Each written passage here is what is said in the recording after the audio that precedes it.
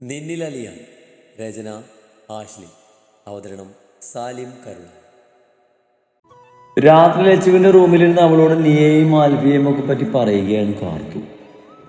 Alfie sir നിയെയും പിരിഞ്ഞതിൽ കിച്ചുവും കാരണമായിട്ടുണ്ട്. എന്നാലും അവൻ ആഗ്രഹിച്ചതുപോലെ ഇപ്പൊ അവരൊന്നായല്ലോ, അത് മതി. നീ പറയും പോലെ ശിവസാറിന്റെയും മനുവിന്റെയും ഇടയിലുള്ള പ്രശ്നം കൂടി മാറിയാൽ മതിയായിരുന്നു. ലക്ഷ്മി പറഞ്ഞതും കാർത്തു അവളുടെ തോളിൽ കിടന്നൊന്ന് മൂളി.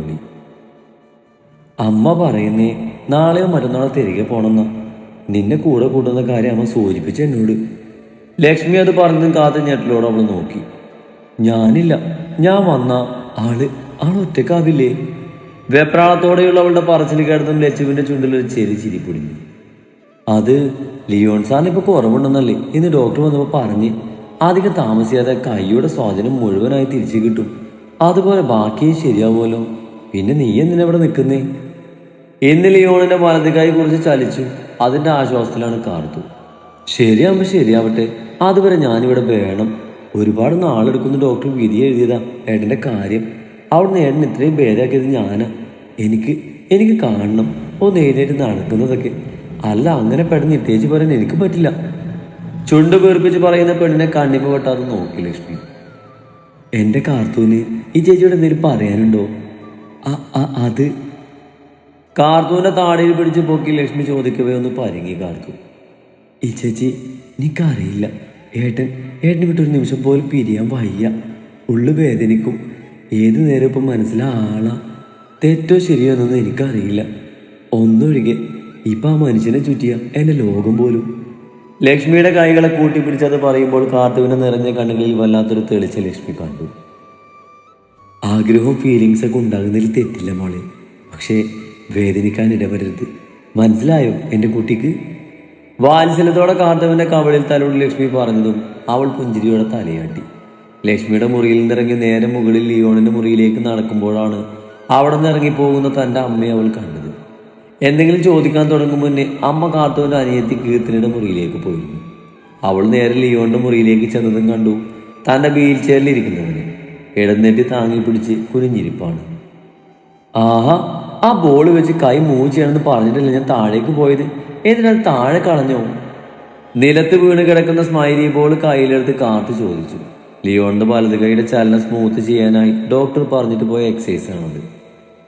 ഞാൻ പിന്നെ ചെയ്തോളാം. അവളുടെ മുഖത്തേക്ക് നോക്കാത്തതിന് ഗൗരവത്തിൽ പറഞ്ഞു ലിയോൺ. അതൊന്നും പറഞ്ഞാൽ പറ്റില്ല. 2 ദിവസം കഴിഞ്ഞ് ഡോക്ടറെ കാണാൻ ചെല്ലുമ്പോൾ നല്ല ഇമ്പ്രൂവ്മെന്റ് കാണിക്കണം. ദാ ഇത് പിടിച്ചേ. അവളവന്റെ വലത് കൈയിലേക്ക് ആ ബോൾ വെച്ച് കൊടുക്കാൻ നോക്കിയിരുന്നു. നിന്നോടല്ലേ കാർത്തികേ ഞാൻ പറഞ്ഞത്, ഞാൻ പിന്നെ ചെയ്യാന്ന്. പറയുന്നത് കേൾക്കാൻ വയ്യ നിനക്ക്? കയ്യിൽ പിടിച്ച ബോൾ വലിച്ചെറിഞ്ഞ് അവൾക്ക് നേരെ അവൻ അലറി. ഞെട്ടിപ്പോയി കാർത്തു. പേടിച്ചൊരടി പിന്നോട്ട് വെച്ച് പോയിരുന്നു. അത്രയ്ക്കുണ്ടായിരുന്നു അവന്റെ മുഖത്ത് ദേഷ്യം. ഏട്ടാ, ഞാൻ എന്ത് പറയണമെന്ന് അറിയാതെ അവളൊന്ന് വിക്കി. എന്റെ മുറിയിൽ നിന്ന് പോ. എന്തെങ്കിലും ഉണ്ടെങ്കിൽ ഞാൻ വിളിച്ചോളാം. Just get out. അവൻ വീണ്ടും മലരെയ്തും തിരിച്ചൊന്നും പറയാതെ നിറഞ്ഞ മിഴികളും കലങ്ങിയ മനസ്സുമായി കാർത്തിക മുറിവിട്ട് പുറത്തേക്കിറങ്ങി. പെട്ടെന്ന് അവൻ എന്ത് പറ്റിയെന്ന് അവൾ വേദനയോട് ഓർത്തു. പിറ്റേന്ന് രാവിലെ സാറ പതിയെ എബ്രഹാമിന്റെ മുറിയിലേക്ക് ചെല്ലുകയായിരുന്നു. ഇന്നലെ മുതൽ ആൾ മുറിക്കകത്ത് തന്നെയാണ്. അനു ഓഫീസിലേക്ക് പോകും മുന്നെയാണ് ആൾക്കുള്ള ബ്രേക്ക്ഫാസ്റ്റ് അങ്ങ് മുറിയിൽ കൊണ്ടു കൊടുത്ത്. വലിയ വായിലുള്ള കുഞ്ഞിയുടെ ശബ്ദം വാതിൽക്കെന്ന് കേൾക്കാം. സാറ പയ്യ അകത്തേക്ക് നോക്കി.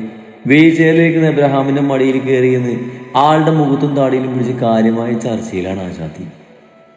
അപ്പിൻ്റെല്ലോ തോമിന്റെ ബദേത്തിന് വിളിക്കും. അപ്പൊ അവര് വന്ന് ചേരിയിരിക്കും. അപ്പൊ ചേരത്തിന് വിളിക്കും. ചേരിന് തേത്തിന് ഭയങ്കര ശേത്ത. അപ്പത്താ തോമിന്റെ കൂത്തുകാരൊക്കെ ഇത് ചൂപ്പറാക്കാവൻ. കളിച്ചിരിയോടെ പറഞ്ഞുകൊണ്ട് ഉറക്കെ കൈയടിച്ച് കുഞ്ഞിപ്പെണ്ണ്. അവളുടെ കൂടെ കട്ടക്ക് തന്നെ ചിരിയോടെ നിന്ന് എബ്രഹാമിനോട് ടോം ആൻഡ് ജെറിയുടെ കഥ പറയുകയാണ് കുറുമ്പി. ആ ദേ ബാല്യമെത്തി.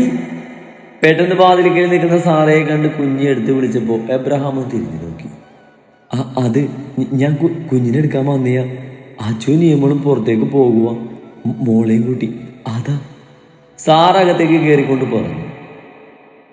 ആജോ ഞാൻ പോഞ്ഞോ? മോല് പോയാ അപ്പിനായ തോമിന്റെ ഈ തെരിഞ്ഞ് കഥ വൈഞ്ഞേ. സാറ പറഞ്ഞത് കേട്ട് കുഞ്ഞ് ചുണ്ടുപുളത്തി ചോദിച്ചു. അത് സാരല്ല, അപ്പച്ചന്റെ പൊന്നൂസ് ഇപ്പൊ ചെല്ല്. പാപ്പയുടെയും അമ്മയുടെയും കൂടെ പുറത്തു പോയിട്ട് വാ.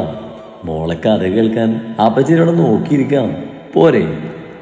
മതി, നല്ല പാത്തനാനേ ഉമ്മ. എബ്രഹാമിന്റെ താടിയിൽ പിടിച്ച് കൊഞ്ചി പറഞ്ഞ് ഒരു ഉമ്മയും കൊടുത്ത് കുഞ്ഞി. സാറ് ചെന്നവളെ പതിയെ എടുത്തതും ഞാൻ നായനി പോക്കോലെ ഭയം വെച്ച് ഓള് ബിക്കല്ല. ഓ ആയിക്കോട്ടെ എൻ്റെ കുറുമ്പി. കുഞ്ഞിപ്പെണ്ണ് പറയുന്നത് കേട്ട് സാറ് അവൾക്ക് ഒരു ഉമ്മയും കൊടുത്ത് കുഞ്ഞിയെ താഴെ നിർത്തി. അപ്പത്താ താത്ത തിരിഞ്ഞു നിന്ന് എബ്രഹാമിന് ഒരു ടാറ്റയും കൊടുത്ത് കുഞ്ഞു മുറിയിൽ നിന്ന് ഇറങ്ങി ഓടിപ്പോയി. അവളൊരു ചിരിയോടെ നോക്കി സാറേയും എബ്രഹാമും. സാറാ. കുഞ്ഞിക്ക് പിറകെ പോകാൻ തുടങ്ങിയ സാറയെ പിന്നീന്ന് വിളിച്ചു എബ്രഹാം. ആ വിളി കേട്ട ഞെടിയിൽ സാറും നിന്നു. ഈ വീട്ടിൽ വന്നിട്ട് ഇത്രയും നാളായിട്ട് ഇത് ആദ്യമായാണ് ദേഷ്യപ്പെടാതെ സ്നേഹത്തോടെ ശാന്തമായിട്ടൊന്ന് വിളിക്കുന്നത്. എന്ത് ചായ? നിറഞ്ഞു വന്ന കണ്ണുകളോടെ ഇടറിയ ശബ്ദത്തിൽ സാറ് തിരിഞ്ഞു.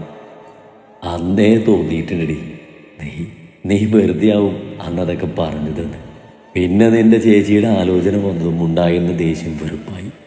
എന്നെ പൊട്ടം കളിപ്പിച്ചതുപോലെ തോന്നി എനിക്ക്.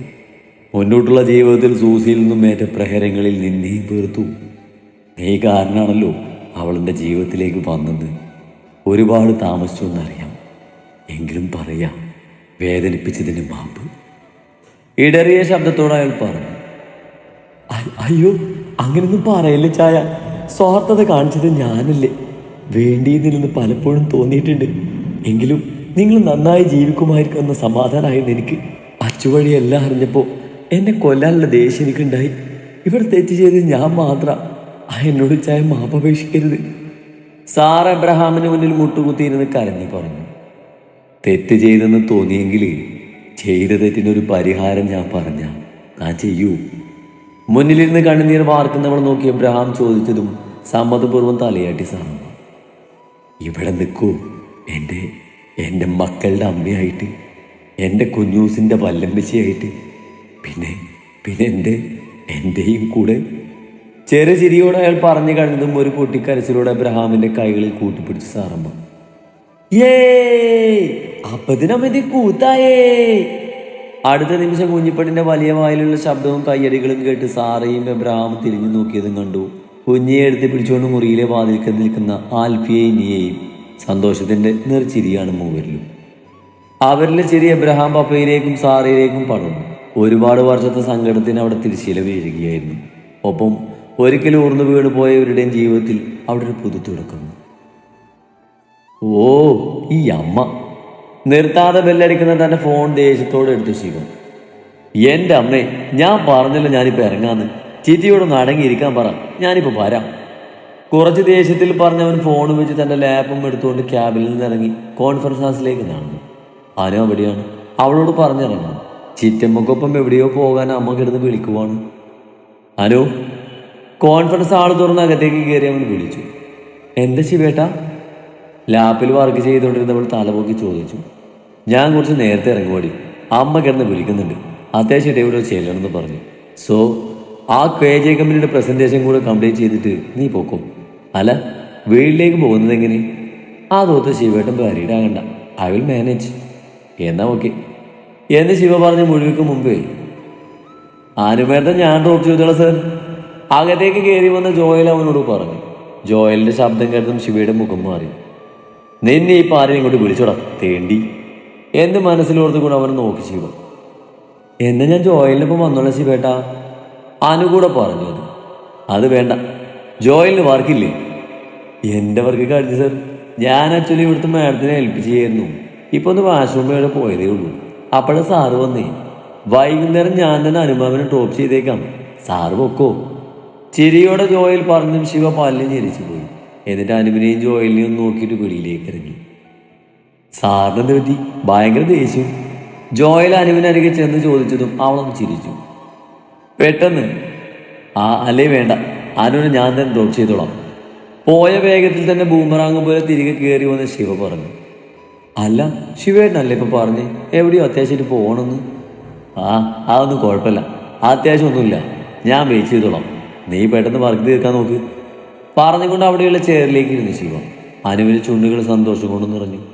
തികട്ടി വന്ന ചിരിയോട് ശിവയൊന്ന് ഇടം കണ്ടാലെ നോക്കിക്കൊണ്ട് അവൾ വേഗം ലാപ്പിൽ നോക്കാൻ തുടങ്ങി. ശിവ തന്നെ കൂർപ്പിച്ച് നോക്കുന്നത് കണ്ട് ജോയിൽ ഇനി ഇവിടെ നിന്നാൽ തടി കേടാകും തോന്നി നൈസായിട്ട് ക്യാബിൽ നിന്ന് പുറത്തേക്ക് ഇറങ്ങിപ്പോയി.